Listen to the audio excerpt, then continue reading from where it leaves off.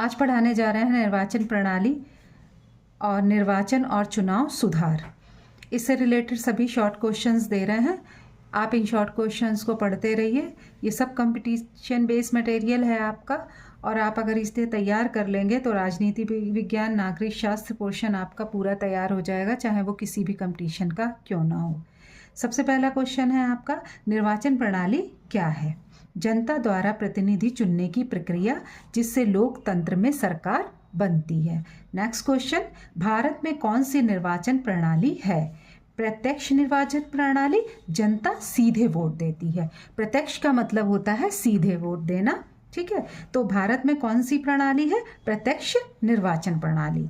लोकसभा चुनाव कितने वर्ष में होते हैं? 5 वर्ष संविधान में तय की हुई अवधि है।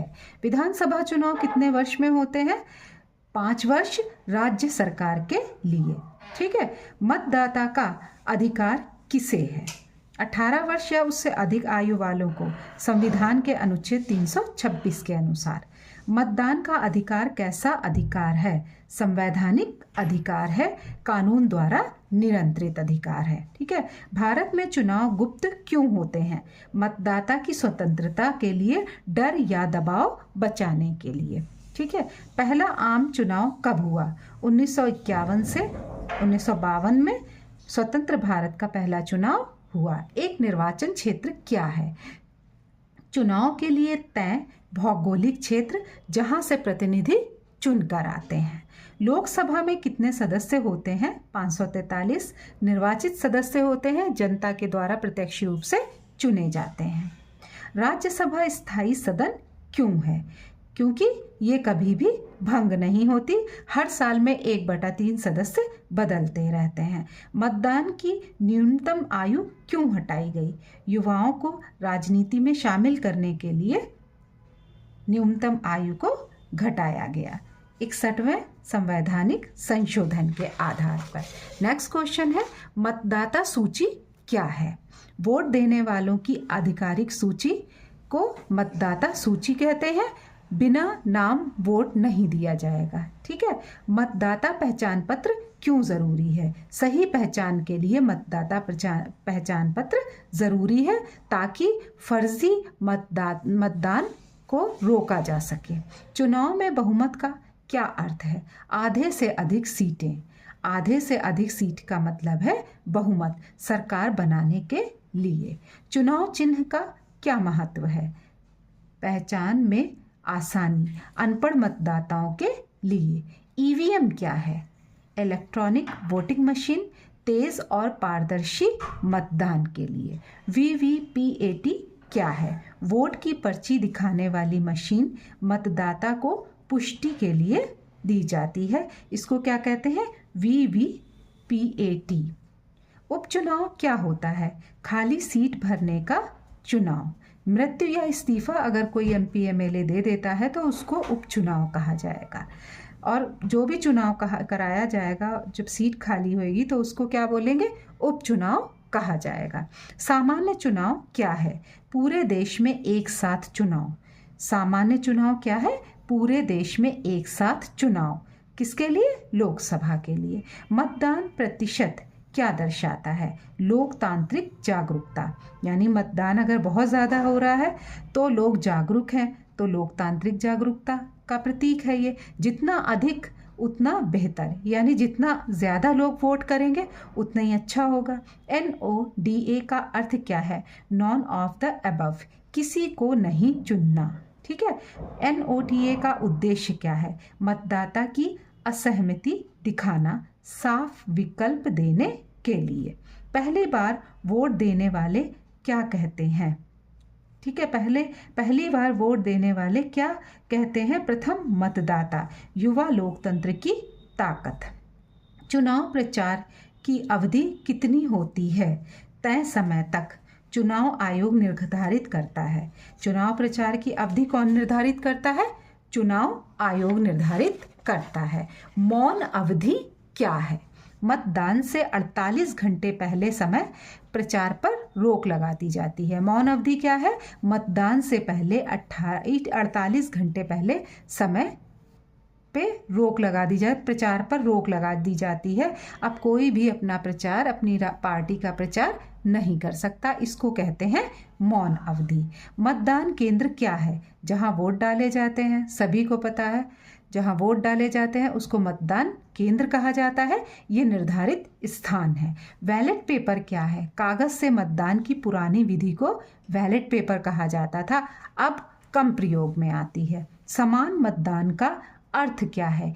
एक व्यक्ति एक वोट। ठीक है, समान मतदान का अर्थ क्या है?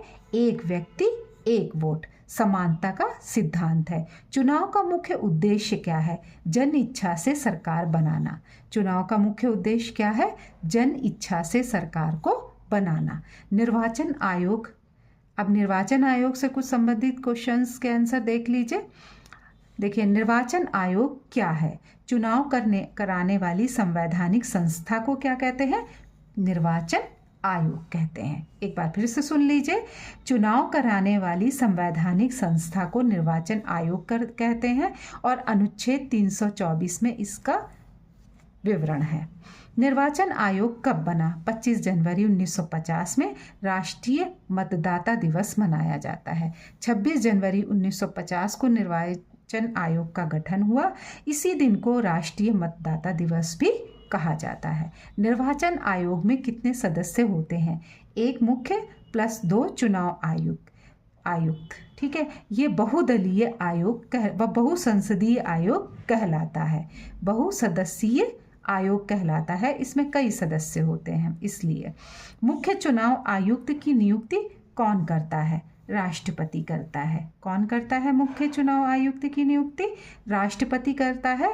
और किसकी सलाह पे करता है? केंद्र सरकार की सलाह पर करता है। निर्वाचन आयोग का कार्य क्या है? निष्पक्ष चुनाव कराना। निर्वाचन आयोग का मुख्य कार्य क्या है? निष्पक्ष चुनाव करवाना, स्वतंत्र लोकतंत्र के लिए। क्या निर्वाचन आयोग स्वतंत्र है? हाँ, निर्वाचन आयोग पूर्ण रूप से स्वतंत्र है, सरकार के नियंत्रण से मुक्त है। चुनाव आयोग की तारीख कौन तय करता है? चुनाव की तारीख कौन तय करता है? निर्वाचन आयोग करता है चुनाव की तारीख तय, सरकार नहीं करती। इस बात को बहुत सही से ध्यान रखिएगा कि चुनाव आयोग ही चुनाव की तारीख को तय करता है, सरकार तारीख को तय नहीं करती। नेक्स्ट क्वेश्चन देखिए, आचार संहिता क्या है? चुनाव के समय नियम जो बनाए जाते हैं उसको आचार संहिता कहते हैं। सत्ता के दुरुपयोग पर इसमें रोक लगाई जाती है। आचार संहिता कब लागू होती है? चुनाव घोषणा के समय। और कब तक लागू रहती है? चुनाव तक लागू रहती है। चुनाव चिन्ह कौन देता है? निर्वाचन आयोग देता है। चुनाव चिन्ह कौन देता है? निर्वाचन आयोग देता है। किसको देता है? पार्टी को, उम्मीदवारों को। राजनीतिक दलों को मान्यता कौन देता है? निर्वाचन आयोग देता है, राष्ट्रीय और राज्य दल दोनों को। मतदाता सूची कौन तैयार करता है? निर्वाचन आयोग तैयार करता है, नियमित संशोधन के साथ। इसमें मतदाता सूची जो है वो तैयार निर्वाचन आयोग करता है, इसमें फेरबदल परिवर्तन होता रहता है। चुनाव खर्च पर नज़र कौन रखता है? निर्वाचन आयोग रखता है। चुनाव खर्चे पर नियंत्रण या नज़र कौन रखता है? निर्वाचन आयोग रखता है और सीमा तय कर देता है।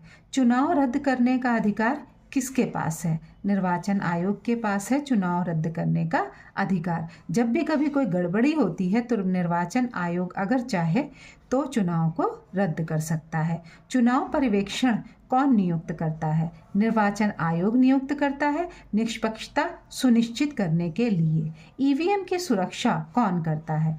निर्वाचन आयोग करता है और अपनी कड़ी निगरानी में उसको रखता है।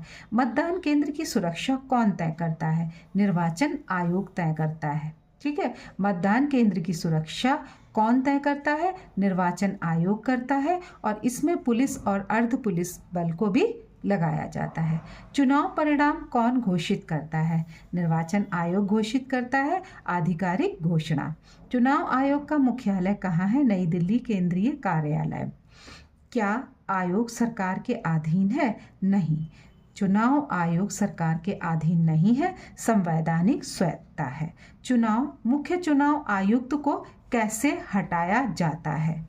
ठीक है, सुप्रीम कोर्ट के जज की तरह, जिस तरह से सुप्रीम कोर्ट के जज को हटाया जा सकता है, उसी तरीके से मुख्य चुनाव आयुक्त को अपने पद से हटाने के लिए एक जटिल प्रक्रिया करनी पड़ती है, जिसको महाभियोग प्रक्रिया कहा जाता है। तो महाभियोग की प्रक्रिया महाभियोग की प्रक्रिया पूरी करके मुख्य चुनाव आयुक्त को उसके पद से हटाया जा सकता है। नेक्स्ट क्वेश्चन देखिए, चुनाव आयोग का महत्व क्या है?